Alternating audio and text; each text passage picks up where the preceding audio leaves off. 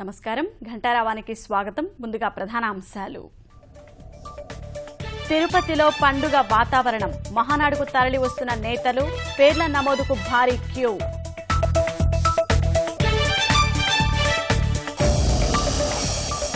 పారదర్శక ప్రజారంజక పాలనలో కలెక్టర్లదే కీలక భూమిక. వినూత్న పద్ధతులు, పోటీతత్వంతో దూసుకెళ్లాలని సీఎం దిశానిర్దేశం. కృష్ణా బోర్డు నిర్ణయానికి తెలుగు రాష్ట్రాలు కట్టుబడి ఉండాల్సిందే. తెలంగాణ ప్రతిపాదన తిరస్కరణ. నేటి బోర్డు సమావేశంలో చర్చ.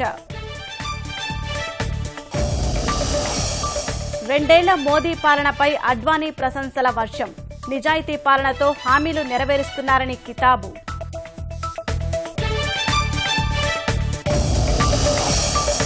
బంగాల్ సీఎంగా మమత నేడు రెండోసారి ప్రమాణం.